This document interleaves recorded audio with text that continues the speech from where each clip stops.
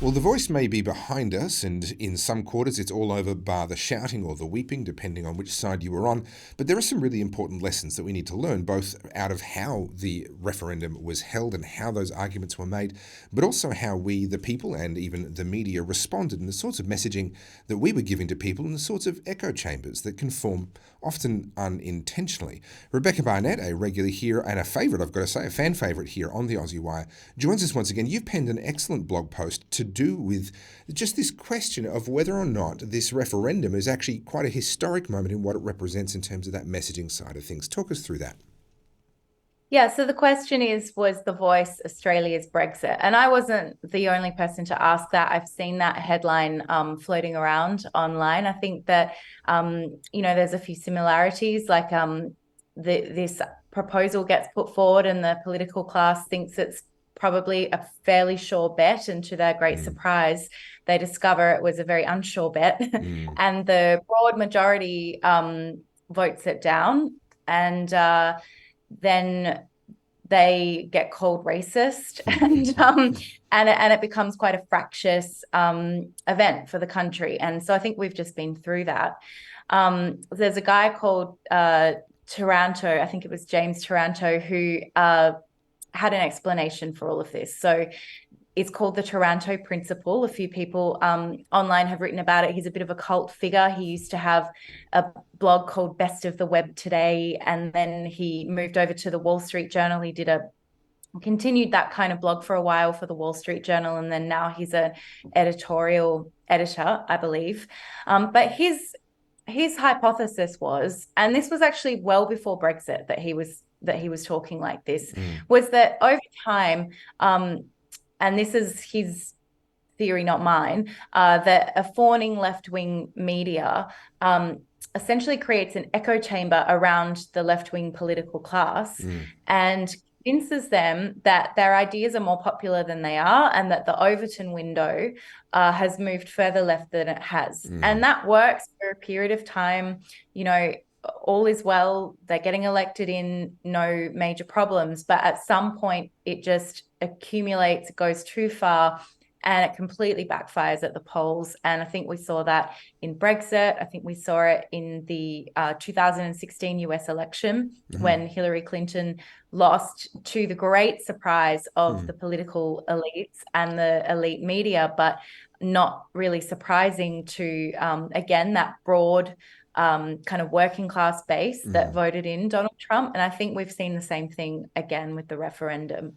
Well, it is. You raised a couple of really interesting points. My wife and I were actually in the US shortly before that 2016 election, and we discovered something really, really quite interesting that's troubled me. Not troubled me. It's influenced my thinking ever since.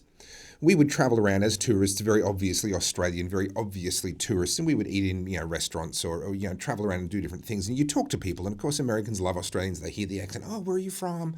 And you have great conversations. We very quickly began to notice this really funny trend. We had lots of people who would voluntarily tell us that they were voting for Hillary Clinton. Now, we weren't talking about politics. It hadn't come up, right? We've asked for directions, for crying out loud, something like that. And somehow they'll weave into the conversation the fact that they're voting for Hillary Clinton. But no one was telling us they were voting for Donald Trump. And so what we did was we started to ask people who didn't volunteer that information. It'd be someone serving the table at the restaurant or what have you, and they hadn't volunteered the information. Overwhelmingly, well, what would happen was quite funny, is we would say, so we're from Australia, we'd play stupid, we're from Australia, we've got no idea what's going on, there's this election coming up, what are you thinking? And almost invariably, they would do a quick head check, right? And they would Just lower the their voice. unpopular idea. They would lower Just their quiet. voice. And they'd say, well, actually, I'm thinking I'm going to vote for Donald Trump. It Uh-huh. was amazing how, and the percentage of those people that didn't already tell us that they were voting for Hillary Clinton, they were 90% voting for Donald Trump.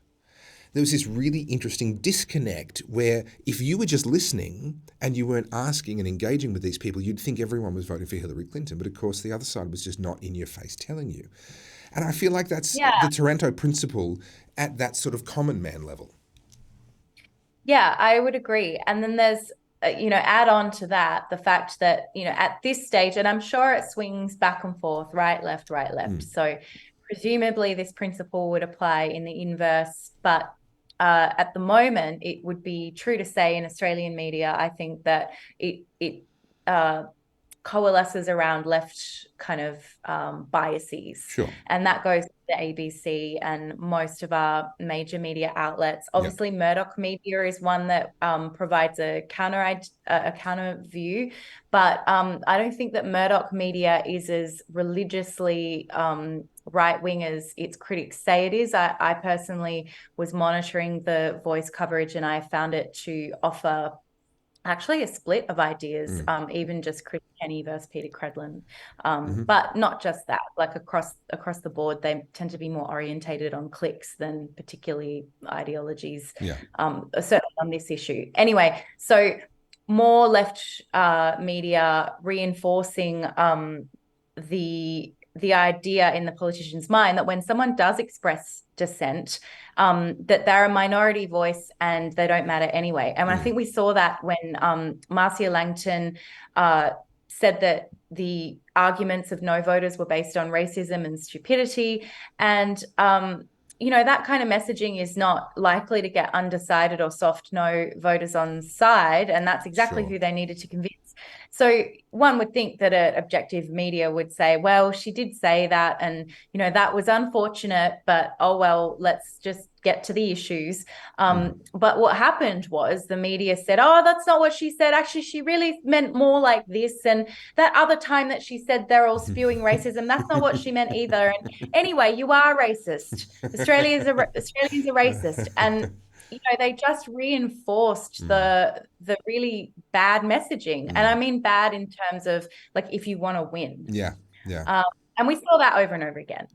The Ray Martin thing, he said, if you're a dinosaur or I probably can't say it on your show, but he used quite, bad language to describe people who, he said, if you don't, Google and then you vote no. And the Prime Minister said, oh, that's very powerful, very powerful speech. Yeah. So it is, they're constantly reinforcing each other, how right they are, but to the detriment at the polls, because nobody, the silent majority, as you say, just thinks they're all idiots, just rolls their eyes and thinks, whatever, I'm still voting what I'm voting. Well, this referendum has served one very useful purpose, and that is that it has drawn in very stark terms this difference between the wealthy, usually university educated, and they would see that as a very, very good thing. I personally don't. I have a different view on universities, but that's beside the point.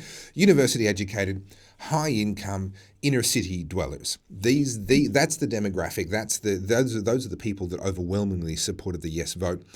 There is data to suggest that in extremely remote Indigenous communities, there was strong support for the yes vote as well. I think there are some arguments to be made around that, but nevertheless, the data is what it is.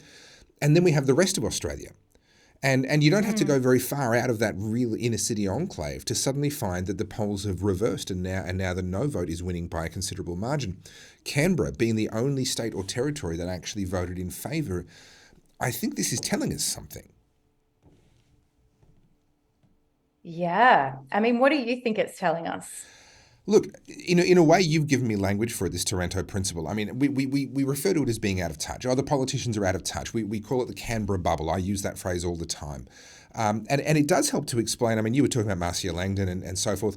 And I've heard people refer to that as the deplorables moment, of course, referring to Hillary Clinton. I think even you, as we were talking before the show, Hillary Clinton referring to everyone that was opposed to her as these deplorables. And they wore that as a badge of honour and said yes, because there was such a clear divide between them and the elitism of Hillary Clinton.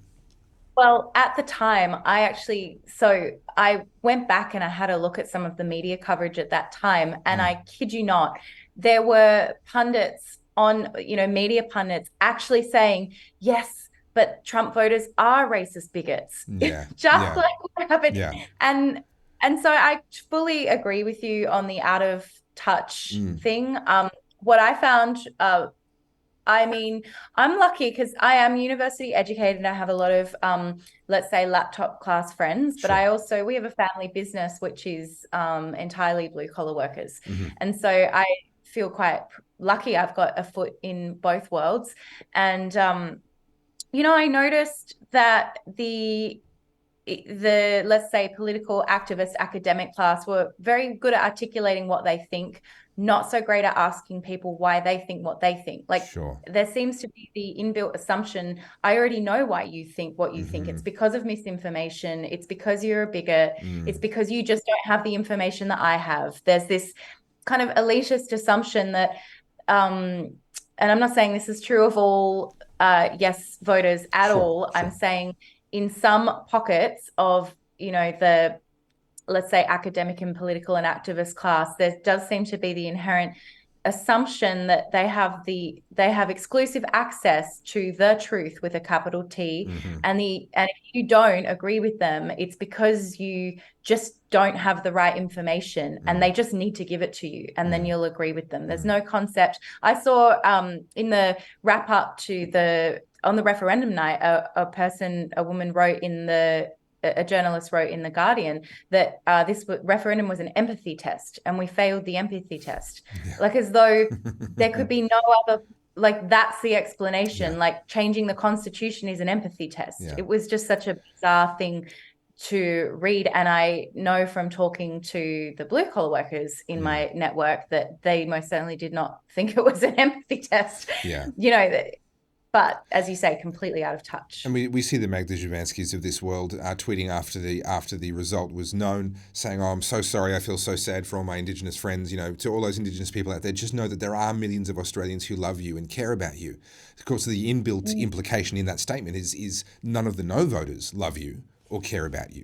Just know that despite the result, there are people that can tolerate you. Okay, just not to mention that a swathe of Indigenous voters voted against The Voice.